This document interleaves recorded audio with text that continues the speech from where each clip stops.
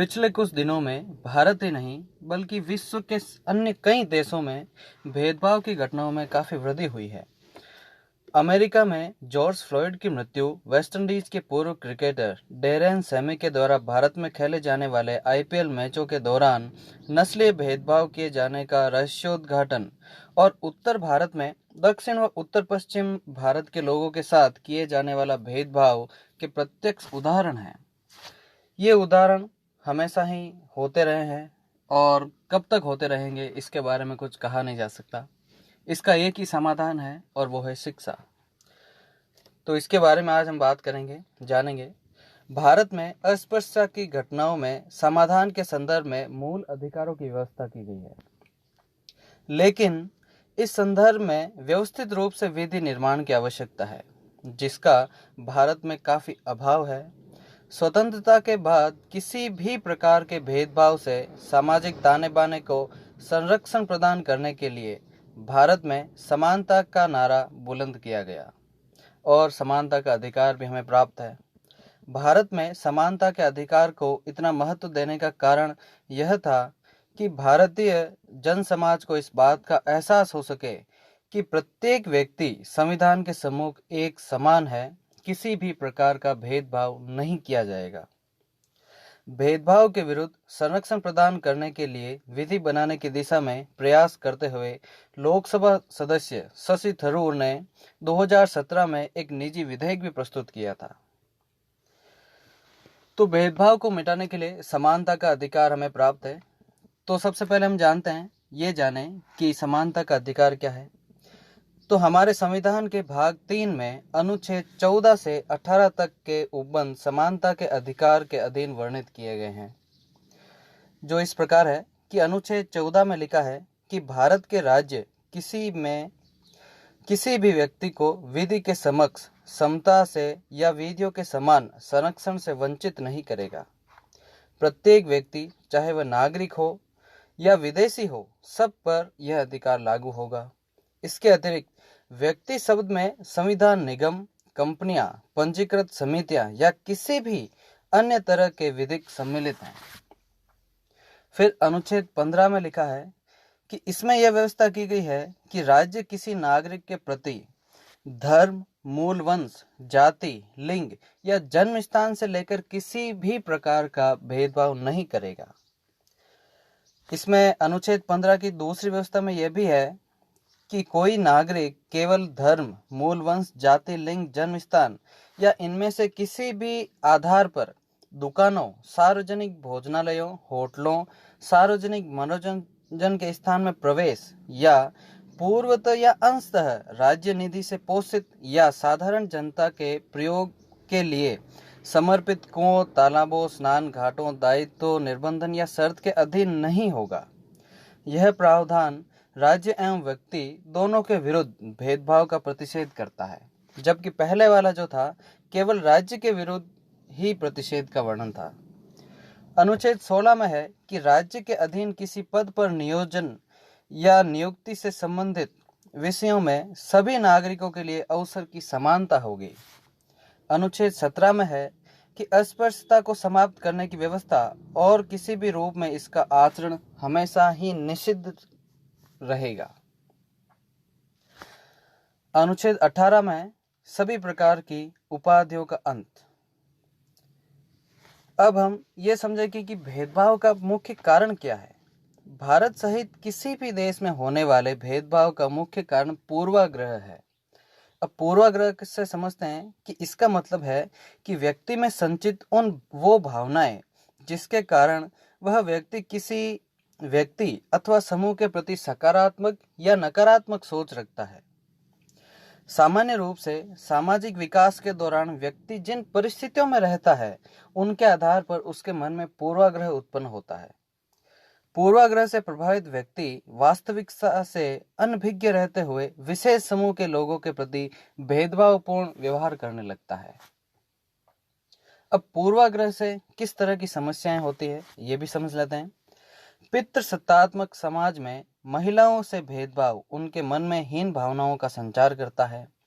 इससे महिलाएं सामाजिक विकास में पीछे छूट जाती है और उनके प्रति यौन हिंसा, घरेलू हिंसा जैसे सामाजिक अपराध होने लगते हैं, जो कि हम आज देख रहे हैं।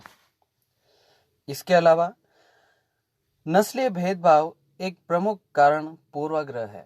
नस्लीय भेदभाव का मुख्य कारण पूर्वाग्रह ही है। द्वितीय विश्व युद्ध से पूर्व जर्मनी में नाजियों द्वारा यहूदियों के नरसंहार तथा अमेरिका में अश्वेतों के प्रति बुरा व्यवहार मूल के यह भी नस्लीय भेदभाव ही है। हमारे देश में जाति के आधार पर भेदभाव काफी बड़ी समस्या बन गई है और ये काफी पुरानी समस्या है। जाति आधारित भेदभाव तथा शोषण के मूल में पूर्वाग्रह की मानसिकता ही कार्य करती है। सांप्रदायिकता की समस्या में मूल में भी दूसरे धर्म के लोगों के प्रति पूर्वाग्रह की भावना है, इसीलिए सांप्रदायिकता होती है। अब भेदभाव के विरुद्ध भारत में क्या कानून है, इसको भी समझते हैं। नागरिक अधिकार संरक्षण अधिनियम 1955 यह है भेदभाव के विरुद्ध कानून। इस कानून के माध्यम से किसी भी रूप में अस्पृश्यता अर्थात छुआछूत का आचरण करने वाले को दंड देने का प्रावधान है। 1955 में अस्पृश्यता अधिनियम 1955 बनाया गया था। यह अधिनियम 1 जून 1955 से प्रभावित हुआ था, लेकिन अप्रैल 1965 में गठित इलाया पेरुमल समिति की अनुशंसाओं के आधार पर 1976 में इसे व्यापक संशोधन किए गए और इसका नाम बदलकर नागरिक अधिकार संरक्षण अधिनियम 1955 कर दिया गया। इसके बाद 2 और नियम है। अनुसूचित जाति एवं अनुसूचित जनजाति अधिनियम 1989। ये अधिनियम अत्याचार निवारण के लिए बनाया गया। यह अन्य बातों के साथ साथ अनुसूचित जातियों और जनजातियों के लोगों के प्रति होने वाले अपराधों को रोकने, ऐसे अपराधों के अभिनियोजन के लिए विशेष न्यायालय बनाने और राहत देने और ऐसे अपराधों के शिकार लोगों के पुनर्वास के लिए प्रावधान करने का है। अगला नियम है मातृत्व लाभ अधिनियम 1961। यह अधिनियम भारत मातृत्व के समय महिला के रोजगार की रक्षा करता है और मातृत्व लाभ का हकदार बनाता है, मतलब अपने बच्चों की देखभाल के लिए पूरे भुगतान के साथ उसे काम से अनुपस्थित रहने की सुविधा देता है। यह अधिनियम 10 या उससे अधिक व्यक्तियों को रोजगार देने वाले सभी प्रतिष्ठानों पर लागू होता है। 2017 में यह अधिनियम में संशोधन किए गए। इसके तहत कामकाजी महिलाओं को 2 बच्चों के लिए मातृत्व लाभ की सुविधा 12 हफ्ते से बढ़ाकर 26 सप्ताह और 2 से अधिक बच्चों के लिए 12 सप्ताह कर दी गई है। फिर अगला नियम कार्यालय पर यौन उत्पीड़न अधिनियम 2013। संविधान के अनुच्छेद 14, 15 और 21 के अंतर्गत लिंग समानता की गारंटी में यौन उत्पीड़न से सुरक्षा और प्रतिष्ठा के साथ कार्य करने का अधिकार भी शामिल है। कार्यस्थल पर महिलाओं के यौन उत्पीड़न अधिनियम 2013 में एक नागरिक के रूप में समान सुरक्षा और निरपराध वातावरण में कोई भी व्यवसाय या कार्य अपनाने का संवैधानिक अधिकार सुनिश्चित किया है। लेकिन इन सब कानूनों के बावजूद भी अपराध तो लगातार हो ही रहे हैं। तो नए कानूनों की आवश्यकता क्यों है हमें? देश के हिंदी भाषी क्षेत्र विशेषकर दिल्ली में पूर्वोत्तर राज्यों के लोगों के लिए अपमानजनक शब्दों का प्रयोग आम बात हो गई है।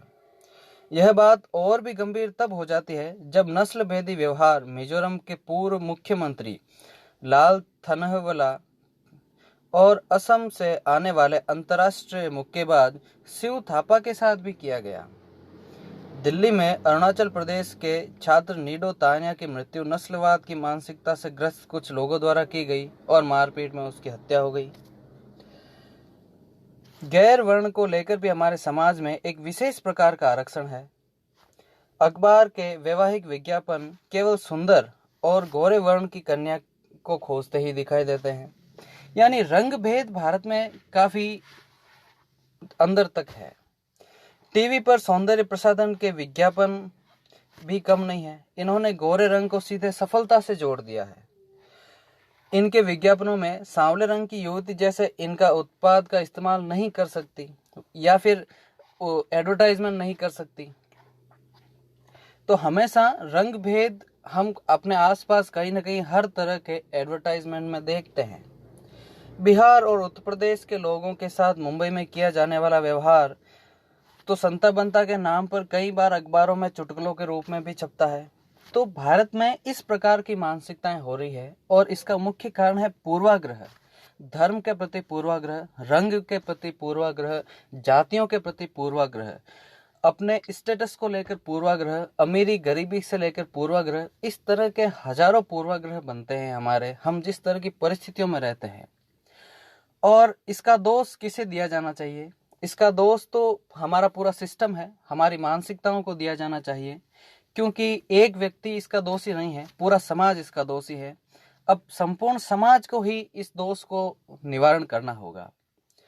तो ये जो पूर्वाग्रह बनने की भावनाएं हैं, ये बदलनी होगी हमें लगातार, और इसकी सबसे सही शुरुआत होगी हमसे ही, क्योंकि नई पीढ़ी के लोग इन बातों को समझ रहे हैं। आज पूरे विश्व भर में जनता घूम रही है, हम कहीं भी आ सकते हैं, जा सकते हैं, इसलिए भेदभाव को कम होना ही पड़ेगा और ये होगा भी। लेकिन अगर हम इसको जल्दी कम कर लें तो हमारी उन्नति जल्दी होगी, और अगर इसमें समय लगा तो उन्नति में भी काफी समय लग जाएगा। तो इस तरह के जो हमारी सामाजिक कुरीतियां हमें इस कह सकते हैं, इनका निवारण जल्द से जल्द होना चाहिए।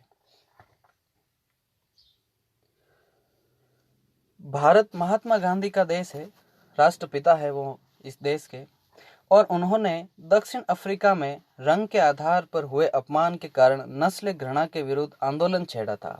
हम ऐसे देश में रह रहे हैं जहां के लोगों ने दूसरे देश में हो रही रंग भेद के जो भेदभाव है वहां पर आंदोलन छेड़कर उन्हें आजाद करवाया, और हमारे ही देश में हम रंग भेद कर रहे हैं, हम जाति भेद कर रहे हैं, हम पूर्वाग्रह के आधार पर लोगों को बांट रहे हैं। ये हमारे लिए शर्मसार कर देने वाली बातें हैं।